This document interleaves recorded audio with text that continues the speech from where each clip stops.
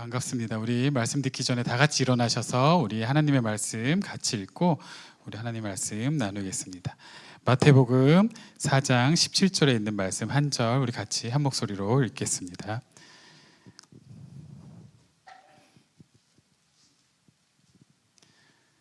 네, 우리 다 같이 짧으니까요 한 목소리로 크게 읽겠습니다. 시작. 이때부터 예수께서 비로소 전파하여 이르시되 회개하라 천국이 가까이 왔느니라 하시더라. 아멘.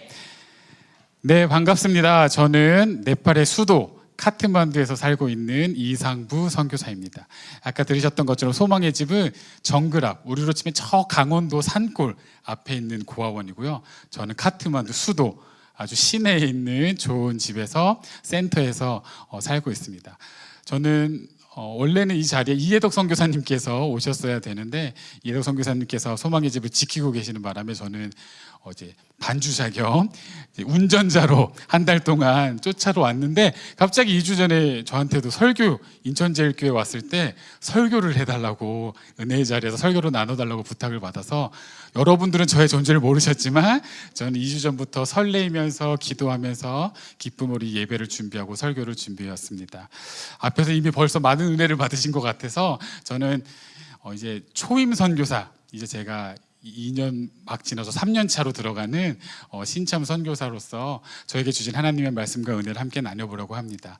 저는 신학교를 서원기도 그 무섭다는 모태신앙의 서원기도 힘입어서 끌려가듯이 신학교에 들어갔었습니다. 그래서 1학년을 마치고 나서 휴학을 하고 크게 막 흥미도 없고 적응도 못해서 바로 군대를 갔다가 2007년에 제대를 해서 복학하기 전에 교회에서 네팔로 단기 선교팀을 간다는 거였어요.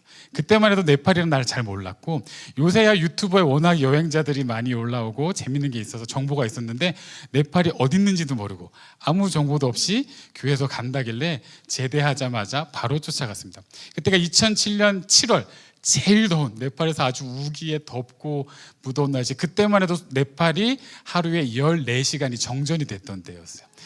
더위를 참지도 못하는 이 더위를 3주 동안 제가 단기 선교를 갔다 왔는데 제가 3주 동안 살이 7kg가 빠졌습니다.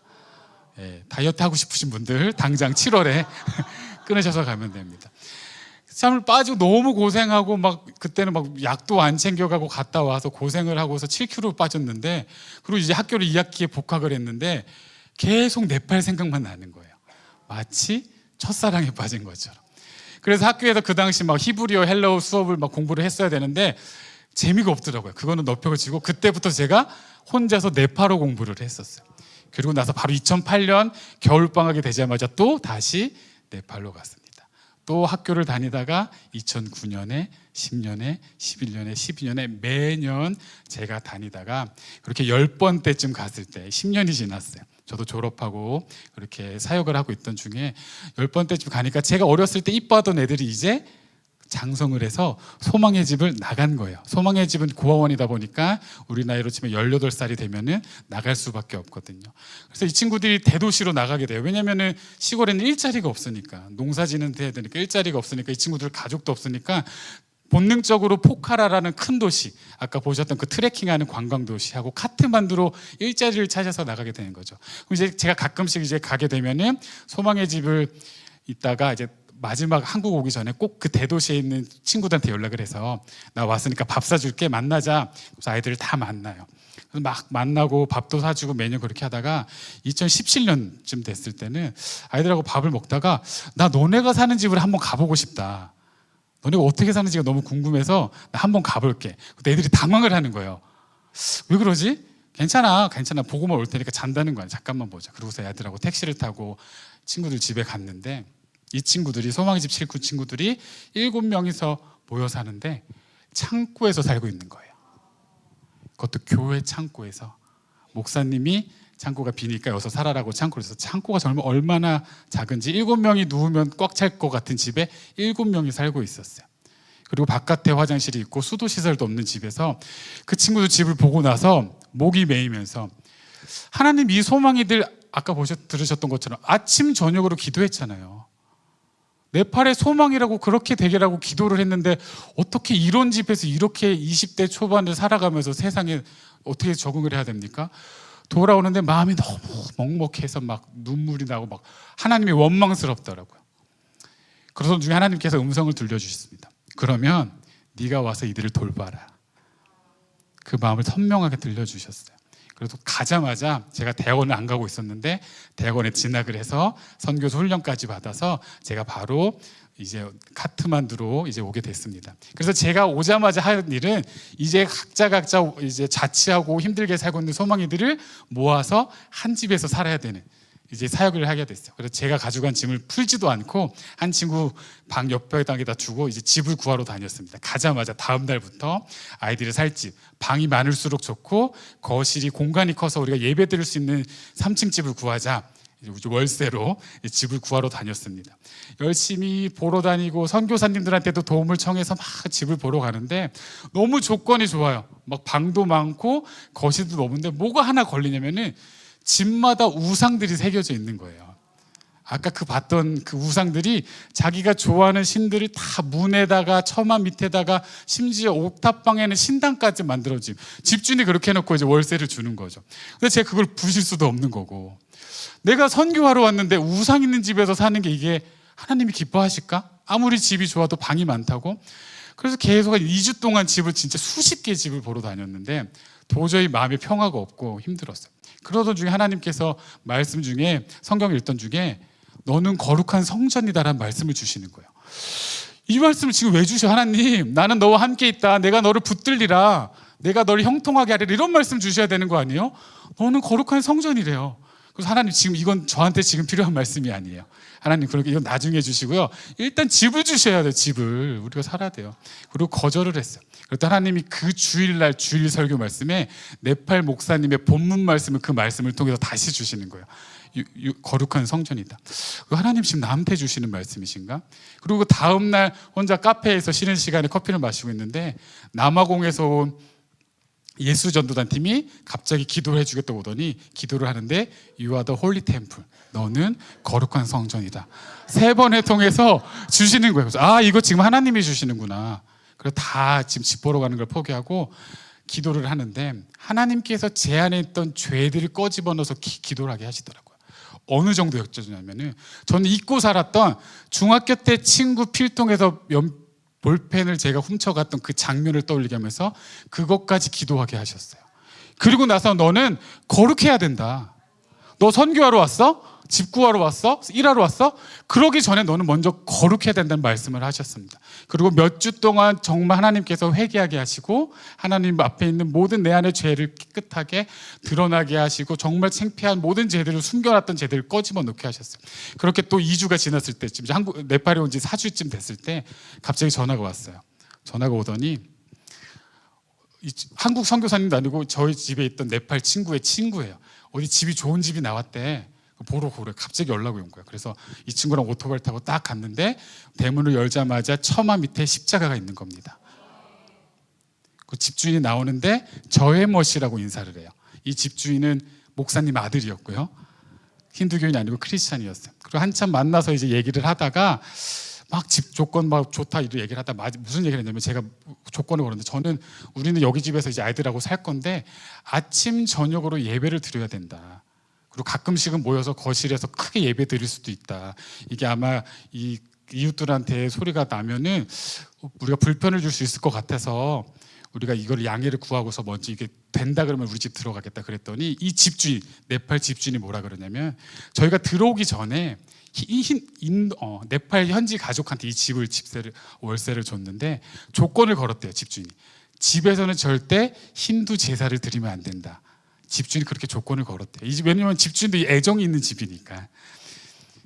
십자가까지 새길 정도면 얼마나 은혜 있겠어. 그랬는데 이 네팔 가족이 몰래 방에다가 신당을 세워놓고 제사를 드린 거예요. 근데 그 제사 드리는 향이 창문 밖으로 나가서 이웃이 보고 집주인이 발견해서 집주인이 이 사람한테 나가라 그런 거예요. 이 집주인은 기도 제목이 뭐였냐면은 다음에 우리 집에 올 사람은 예배하는 사람을 보여주시옵소서 이렇게 기도를 했다는 거예요. 저희는 예배 드릴 집을 찾고 있었고 그 집주인은 예배 드릴 사람을 세입자로 찾고 있었습니다. 그 하나님 일하심을 보고서 이게 제 첫 네팔에 가자마자 간증이었어요. 그리고서 저한테 가르쳐 주신 거는 너 뭐 하러 왔는지 욕심만 있고 하고 싶은 거 많은 건 알지만 너는 일단 거룩해라. 거룩하기만 해. 내 앞에 온전하게 서기만 하면은 너 하는 사역들, 너가 하는 일들 내가 진행한다, 주권하는 걸 가르쳐 주셨습니다. 사랑하는 성도님들, 혹시 지금 진로를 걱정하고 계십니까? 혹시 집 구하고 계십니까? 하나님께 맡기시길 바랍니다. 하나님이 주권하시면, 하나님이 주관하시면 그 모든 일들 일사천리로 은혜롭게 해결될 줄 믿습니다. 그러기 위해서 뭘 해야 되냐? 거룩하셔야 됩니다. 따라해 봅시다. 거룩합시다. 옆에 계신 분한테 인사할까요? 거룩합시다. 우리 거룩이 가장 큰 무기이고 가장 큰 힘인 줄 믿으시길 바랍니다. 그렇게 저는 집을 구하자마자 흩어져 있는 소망이 출신들, 그때는 20대였어요. 20대 초반에 이제 사회초년생들, 식당에서 접시 닦고 서빙하고 정말 가장 힘든 일을 하는 이 친구들을 모아서 첫 창단 멤버 12명과 함께 카트만두에서 저의 센터를 시작했습니다. 지금은 이제 큰 친구들은 이제 자립하고, 저의 목적은 저랑 평생 사는 게 아니니까요. 결혼해서 나가고 이제 좋은 직장 구하면 나가고, 지금은 계속 소망의 집 출신 친구들, 대학생들을 불러다가 계속 남자들만 있습니다. 제가 싱글 선교사이기 때문에 저희 집은 남자들만 있는 남자 공동체로 그렇게 사역을 하고 있습니다. 그 사역하는 가운데서 하나님께서 하셨던 것은 저의 첫 번째로 사역과 의지를 계속 꺾으세요. 하나님, 저는 이게 하고 싶은데, 저는 이런 사역을 하고 싶은데 막 새로 시작하려고 그럴 때마다 하나님은 꺾으셨어요. 하나님은 꺾으셨어요. 그러고 나서 그거 너가 하는 거 아니야. 선교 그거 너가 하는 거 아니다. 내가 할 거야. 내가 주권자야. 하나님께서 그래서 저한테 주셨던 말은 뭐든 하려고 노력하지 말고 너는 나랑 교제하는 거야. 그래서 제가 너무 착각을 했던 게, 저는 하나님이 바쁘셔서 네팔 사람들을 구원하지 않아, 네팔 사람이 힌두로 내버려 둔 줄 알았어요. 하나님께서 너무 바쁘시다 보니까 일손이 부족해서, 선교사가 없어서 네팔 땅에 나를 보내셨구나, 이런 착각을 하고 있었는데, 하나님께서 원하셨던 거는 너를 나의 사역 가운데 동역자로 불렀다. 그래서 선교지는 저에게 축복입니다. 제가 하나님의 일을 도와드리는 것도 아니고, 저랑 살고 있는 친구들이 좋은 집에서 살아서 좋은 게 아니라, 하나님의 사역에 제가 동참돼서 얼마나 기쁘고 행복한지 모릅니다. 여러분들도 이 하나님의 사역 가운데 동참하시기를 주님의 이름으로 축원합니다. 여러분, 그게 얼마나 기쁜지 몰라요. 한국에서 저도 부교역자로 전도사로 계속 교회에서 사역할 때 그런 기쁨이 없었어요. 지나고 보면 내가 하나님의 일 가운데 동참한다? 이런 기분이 없었는데, 선교지에 갔더니 오로지 하나님만 봐야 돼요. 힘든 일이 있다, 한국에 있으면 도움을 청할 때가 있죠. 동기들도 있고 교역자들한테. 네팔에서는 오롯이 하나님만 봐야 돼요. 재정이 떨어졌어요. 어쩔 때는 정말 통장에 이 생활비가 안 남았는데, 우리 애들이 이 밥을 얼마나 한 달에 1인당 11kg를 먹습니다. 한국 사람들이 한 달에 5kg를 먹거든요. 저희 애들이 한 달에 쌀을 11kg를 먹어요. 그러면 몇 명이 12명이니까 한 달에 120kg를 쌀을 먹는데, 쌀값이 떨어지면 어떡할까 조마조마할 때마다 하나님은 너가 왜 쌀값을 걱정해? 왜 쌀값을 걱정하고 있느니? 그때마다 하나님은 부르짖게 하셨고 무릎 꿇게 하셨습니다. 그래서 선교지에 가서 저는 이제 모태신앙이고 사역자로 계속했지만, 하나님께서 저에게 가르쳐주신 거는 하나님이 나의 주권자라는 것입니다. 여러분, 모든 이 땅의 선교의 주권자는 하나님이신 줄 믿습니다. 선교사님들이 드러나면 안 되고, 사역이 드러나면 안 되고, 하나님이 드러내야 되는 줄 믿습니다. 선교지 얘기뿐만 아닙니다. 여기 계신 모든 분들의 삶을 통하여서 하나님만 온전히 드러나시기를 간절히 축원합니다. 하나님이 주권자가 되셔야 돼요. 오늘 본문 말씀에 비로소 전파하여 이르시되 회개하라 천국이 가까워 왔느라, 이렇게 하나님께서 말씀을 우리에게 주셨습니다.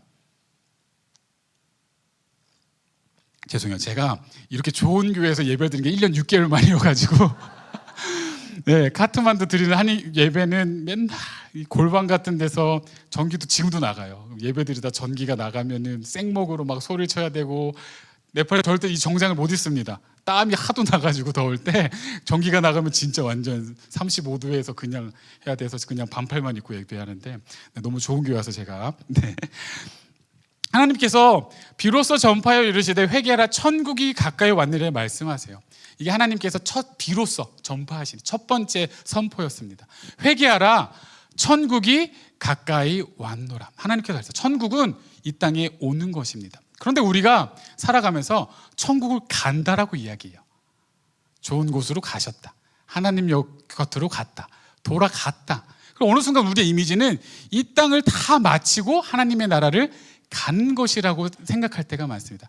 하지만 예수님께서 이 땅에서 선포하신 말씀, 하나님의 나라의 대부분은 하나님의 나라는 이 땅에 임하는 것입니다. 주기도문을 가르쳐 주십니다. 너희는 이렇게 기도하라. 하늘에 계신 우리 아버지와 이름이 거룩하게 계시며 나라가 임하시오며. 이게 한국말로는 나라가 임하시오며라 딱 와닿지 않지만 영어로는 Your kingdom come. come. 하나님 나라 come. 네팔 말로도 떡발골 라자 아우스 오십시오. 그냥 오십시오예요. 이거를 가르쳐 주셨어요. 그러니까 너희는 하나님을 부르짖고 그의 이름을 거룩하라고 부른 다음에 첫 번째로 구해야 될 것이 뭐예요? 하나님의 나라가 임하시오며. 여러분들 삶 가운데 하나님의 나라가 임하시길 바랍니다. 오늘 이 말씀을 왜 가져왔냐면 제가 네팔에 따라서 저는 네팔 사람들 막 많이 복음을 전하고 그 힌두 우상 성gin한테 복음을 전해서 최대한 많은 사람을 무슨 영업 무슨 실적 내듯이 많이 하나님한테 보내고 싶었었어. 얼마나 많이 보낼 수 있을까 내가. 근데 하나님께서 주신 것은 아니야. 너가 이 네팔 땅에 하나님의 나라를 오기를 위해서 기도하는 거고 하나하나 벽돌을 쌓아가는 거다. 이런 말씀을 주시더라고요. 여러분들 삶 가운데 하나님의 나라를 세워가시길 바랍니다. 여러분 이 땅이 너무 힘드세요? 먹고 사는 게 힘드세요? 좀만 참자. 좀만 견디다가 주님 곁으로 가면 난 천국을 누릴 거다. 여러분 이런 기도 하십니까? 너무 힘들다고. 여러분 이 땅에서 하나님의 나라를 누리셔야 돼요. 이미 예수님이 이 땅에 오셨습니다. 하나님의 나라가 이 땅에 이루어졌습니다. 여러분 네팔 땅뿐만 아니라 여러분들의 삶 가운데서도 하나님의 나라를 체험하고 또 만끽한 여러분 되시길 바랍니다. 하나님의 나라를 제가 지금 예배 시간을 맞추기 위해서 말리 넘어가고 있습니다. 하나님의 나라를 세워가는 첫 번째 재료는 따라 봅시다. 예배. 따라해 봅시다. 예배로 하나님의 나라를 세우자. 여러분 예배가 바로 하나님의 나라를 세우는 가장 중요한 재료입니다. 네팔에서 많은 선교사님들이 가장 귀하게 섬기는 사역 중에 하나는 교회를 세우고 신학교를 세우는 일이에요. 교회는 이렇게 멋진 교회를 세우는 이유는 예배 드릴 처소를 제단을 쌓는 것이고 신학교를 세우는 건 뭐예요? 예배를 주관할, 예배를 이끌어갈 예배자들 또 제사장들을 세워나가는 것이죠. 이게 모든 나라에 가서 네팔도 마찬가지로 선교사님들이 가장 열심으로 하는 사역입니다. 이 예배가 왜 중요하냐면 네팔은 아까 보셨지만 힌두 사회다 보니까 힌두 제사가 너무 많아요. 힌두 제사를 어떻게 설명하면 좋냐면 우리가 단오에는 뭐 청포물로 뭘 먹고 동지에는 팥주스를 먹고 이런 전통이 있잖아요. 네팔에 이런 전통이 1년 내내 있다고 생각하시면 됩니다. 전통으로 있어버려요. 그러니까 굳이 내가 엄마를 따라서 힌두교 사원을 안 가도 아들아 오늘은 이 힌두 신을 위해서 이런 옷을 입어야 되고 이런 제사를 드리는 날이다. 오늘은 지혜의 신을 향해서 어떤 음식을 먹고 이런 춤을 추면서 이렇게 제사 드린다는 게 1년 동안 1년이 꽉 차 있어요. 그러니까 힌두교는 그러니까 그런 사원에서 신앙을 전파하는 게 아니라 가족에서 전통으로 제사를 드리고 넘어가는 문화인 거예요. 그러다 보니까 예배가 얼마나 강력하냐면 그런 사람들이 예배로 와요. 저희가 섬기는 카트만두 교회로 예배로 오면은 이 예배 2시간을 통해서 저는 그 힌두 뿌리 깊은 그 힌두 사상과 그 전통을 뿌리를 뽑아야 되니까 예배를 드릴 때 얼마나 정말 열정적으로 준비하고 그들에게 선포를 해야 되는지 모릅니다. 아까 들으신 것처럼 그렇게 듣고 가서도 다시 다음날 제사를 드리러 가는 게 이게 네팔의 크리스찬들이거든요. 그래서 예배가 얼마나 중요한지 정말 예배를 놓고 사모하는지 모릅니다.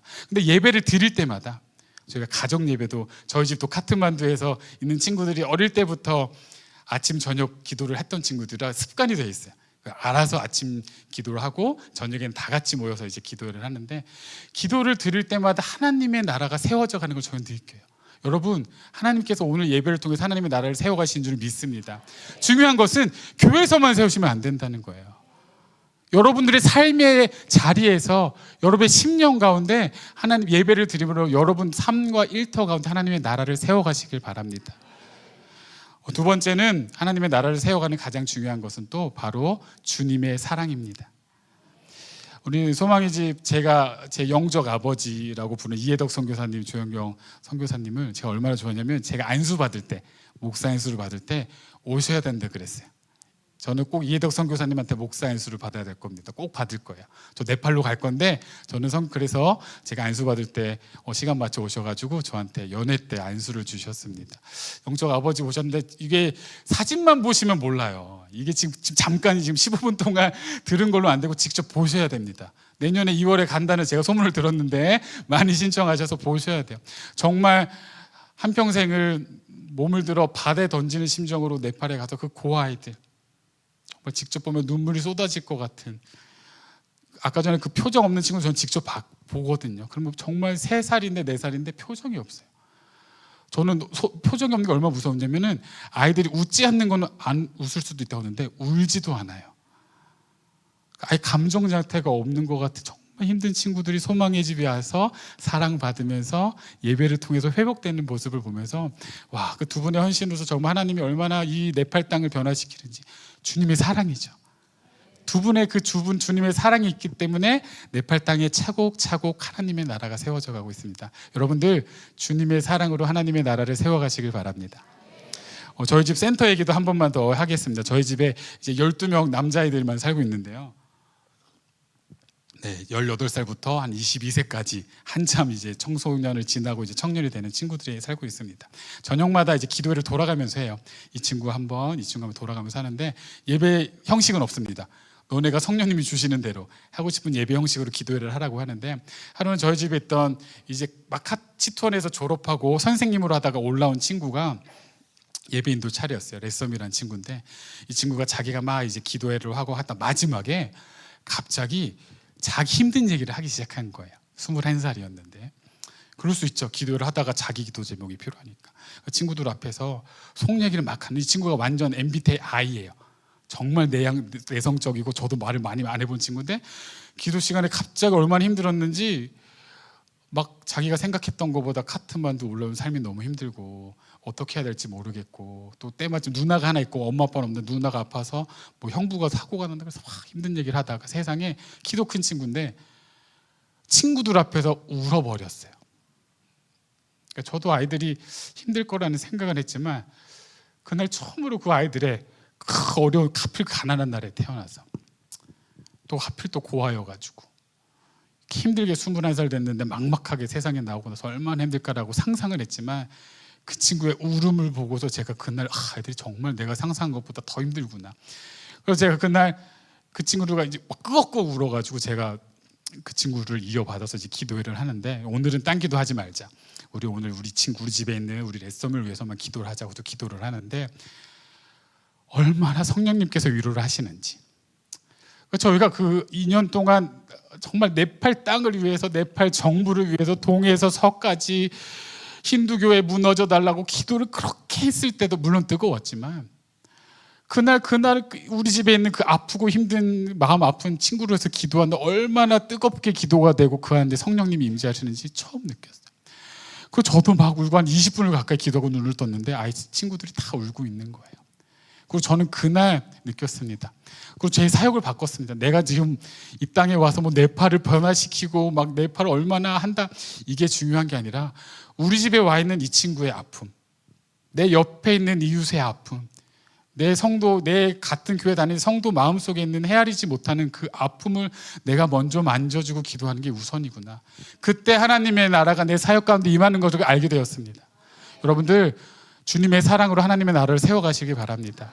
우리 인천제일교회 공동체가 이렇게 하나하나 주님의 사랑으로 하나님의 나라를 세워가시기를 주님의 이름으로 축원드립니다. 누가복음 17장 21절 이렇게 있습니다. 하나님의 나라는 너희 안에 있느니라. 우리 안에 임하시는 하나님의 나라를 누리시고 만끽하시길 바랍니다. 힘들게 살고서 이제 하나님 앞에 하나님 저 진짜 너무 힘들었었어요. 하나님 제 인생 진짜 너무 고단하고 진짜 광야고 진짜 연단의 연속이었는데 잘 버티고 이렇게 하나님의 나라 왔답니다. 하나님이 칭찬하지 않으세요. 하나님이 분명히 이러십니다. 나는 그곳에서도 너와 함께 있었다. 너는 왜 그때 천국을 누리지 못했느냐? 너는 왜 그때 하나님의 나라를 누리지 못했느냐? 질책하십니다. 여러분 이 땅에서 하나님의 나라를 누리시고 하나님 이렇게 기쁘게 살아가시길 바랍니다. 저한테 주신 시간은 끝났지만 제가 여기만 하고 마칠게요. 개인 간증입니다.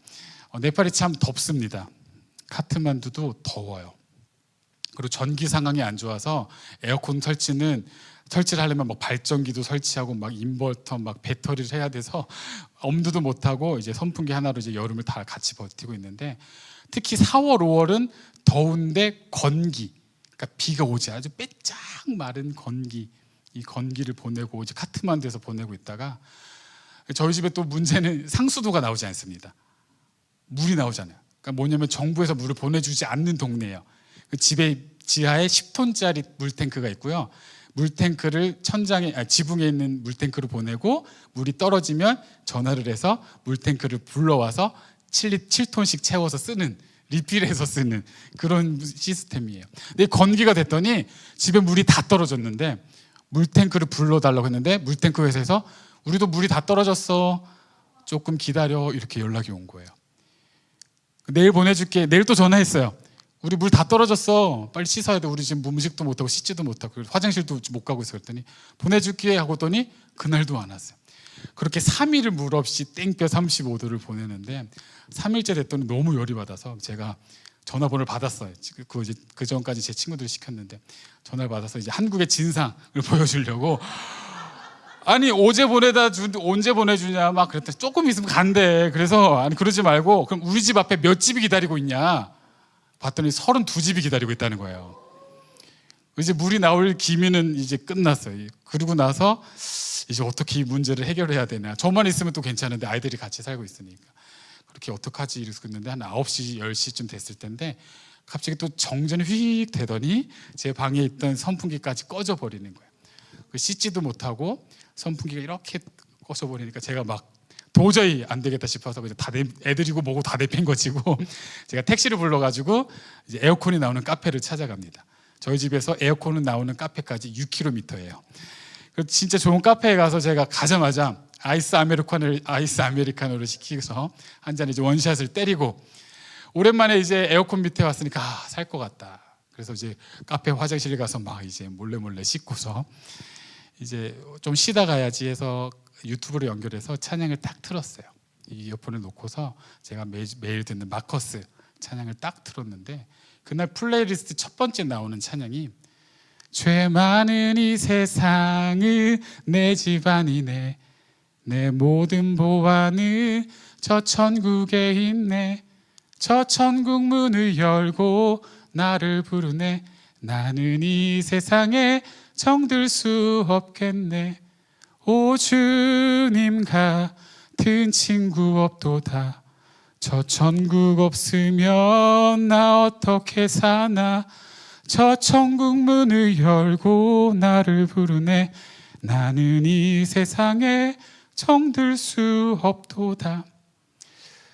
이 찬양이 다 흘러나오는데 하나님께서 이 찬양과 함께 제 마음속에 천국의 소망과 위로를 확 가득 부어주시는 거예요. 저는 모태신앙이고 정말 열심히 신앙생활했고 모범생으로 자라와서 신학교까지 갔는데 그날 태어나서 처음으로 천국의 소망과 위로를 누렸습니다. 천국을 간다고는 알고 있었지만, 내가 나게 천국에 갈 거라는 믿음은 있었지만 하늘로부터 오는 천국의 위로와 소망이 얼마나 나를 위로하는지 카페 구석에 앉아서 정말 엉엉 울다 갔어요.